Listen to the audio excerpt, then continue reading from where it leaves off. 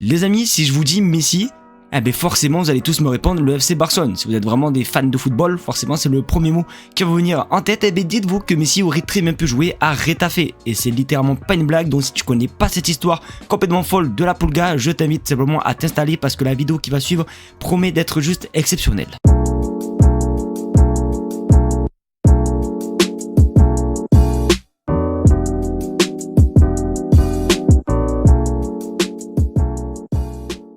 Mais je t'avance, salut à tous les amis, j'espère que vous allez bien. Écoutez, moi ça super, aujourd'hui on se retrouve pour une toute nouvelle vidéo. Alors vous l'aurez compris, pas de vidéo actualité puisque nous sommes mercredi 14h, mais une vidéo un petit peu anecdotique parce que oui, comme vous avez pu le voir dans le titre ou bien même dans la miniature, oui, Messi aurait très bien pu jouer à Retafe et c'est un truc complètement dingue que je vais vous raconter. Donc juste un conseil, installez-vous confortablement et restez bien jusqu'à la fin de la vidéo. Et surtout si tu es un grand supporter du FC Barcelone, bienvenue à toi si tu découvres la chaîne aujourd'hui.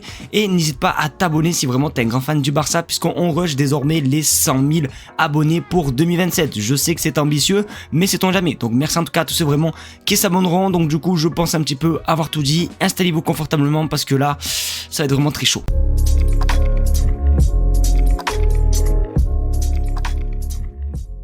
En 2004, du coup, notre grand et magnifique Lionel Messi a 17 ans. Alors c'est un prodige forcément de la Masia, mais vraiment sans plus. C'est-à-dire que c'est pas non plus le joueur qu'on connaît actuellement, c'est pas le joueur qui est connu du très grand public, puisque du coup il fait seulement quelques petites entrées avec son ancien entraîneur de l'époque du FC Barcelone, tout simplement Frank Rijkaard, qui le fait entrer à certains matchs, mais surtout en fin de match. Et à cette époque-là, forcément, Messi est jeune, il a un petit appartement et tout, et il a surtout quelque chose qui va vraiment être déterminant pour la suite de sa carrière, c'est qu'il a super faim de ballon et il a envie de réussir au Barça. Et vous allez voir que pour le deuxième chapitre, c'est heureusement qu'il a vraiment faim, parce que franchement sans ça, peut-être qu'on n'aurait pas connu le Lionel Messi qu'on connaît actuellement.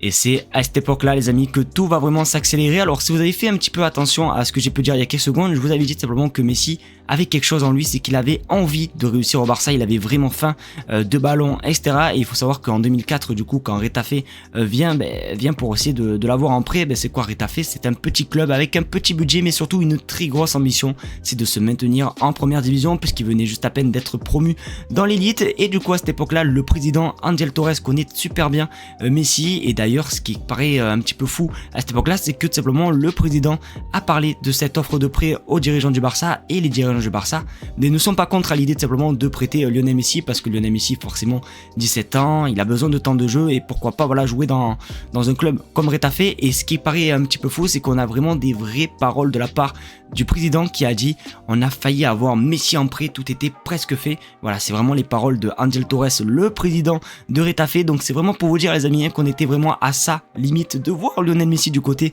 de Retafe. Donc vous allez voir que pour le prochain chapitre, on va quand même remercier deux personnes, parce que sans ces deux personnes, peut-être que Lionel Messi n'aurait pas eu la carrière qu'il a eu actuellement.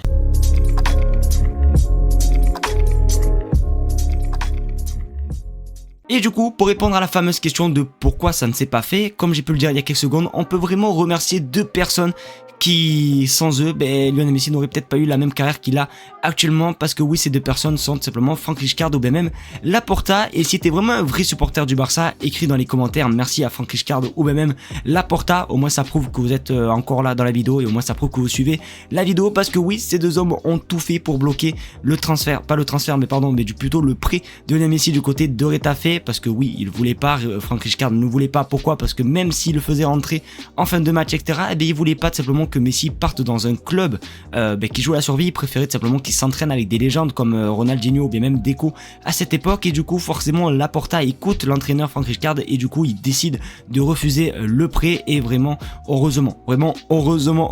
Donc vraiment, sans ces deux hommes, peut-être que Lionel Messi aurait été à Retafe, peut-être qu'il aurait loupé sa carrière, ou peut-être c'est pas le même joueur qu'on aurait connu maintenant. Donc vraiment, les deux personnes qui ont bloqué du coup le prêt, comme vous l'aurez compris, c'est Frank Rijkaard ou bien même Laporta.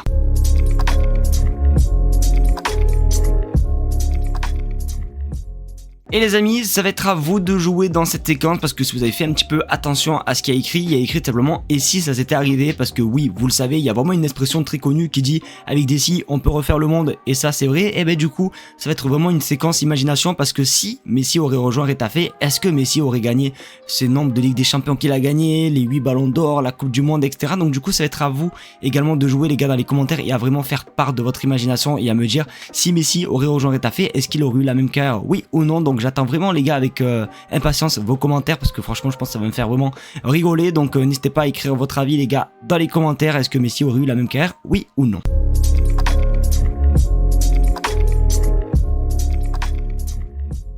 Les amis, c'est au tour de la conclusion et vraiment c'est un truc de fou de se dire que dans cette histoire vraiment ça prouve que tout simplement une carrière peut vraiment être jugée par un oui, par un non. Franck Rijkaard a cru à Messi, Laporta l'a écouté et nous on a eu le meilleur joueur au monde au FC Barcelone à cause d'un prêt qui s'est jamais fait. Les amis, c'est déjà la fin de cette vidéo, j'espère qu'en tout cas elle vous aura plu. C'est le cas comme d'habitude, n'hésitez pas à me le faire savoir en mettant un maximum de pouces bleus si la vidéo vous a plu, un pouce rouge du coup c'est le contraire si la vidéo ne vous a pas plu. Surtout n'hésitez pas à laisser part aussi également votre imagination pour me dire si vous avez des idées de concepts sur le FC Barcelone. Je dis bien sur le FC Barcelone parce que la dernière fois vous m'avez sorti des concepts qui n'ont strictement rien à voir avec le FC Barcelone. Donc vraiment si vous avez des idées de contenu que je pourrais mettre en place sur la chaîne YouTube, n'hésitez pas, les commentaires sont vraiment grands ouverts. Et d'ailleurs un grand merci à tous ceux qui s'abonneront puisque je vous le dis et comme je le répète et comme je le répéterai jusqu'à qu'on atteigne cet objectif, on tente les 100 000 abonnés pour 2027. Donc merci en tout cas à tous ceux vraiment qui s'abonneront. En tout cas je prends énormément de plaisir à vous faire un petit peu ces nouvelles vidéos, ces vidéos anecdotes, ces vidéos un petit peu histoire. Donc merci à vous pour tout le soutien que vous m'apportez, je vous fais de très gros bisous et on se dit à tout à l'heure pour une nouvelle vidéo sur l'actualité du FC Barcelone.